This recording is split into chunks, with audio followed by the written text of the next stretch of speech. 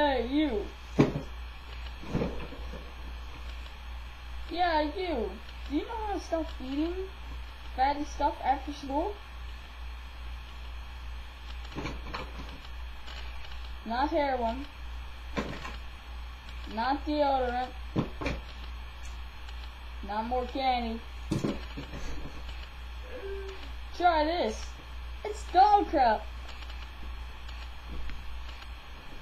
Alright, just chew a little. Just chew a little. Put some in your mouth. Try to choke on it. And then you'll throw up. And lose lots of weight. There you go. There you go. Yeah, good job. Just take it once a day and you'll be great. See you tomorrow. I'll be back. Yep. Thank you. Bye.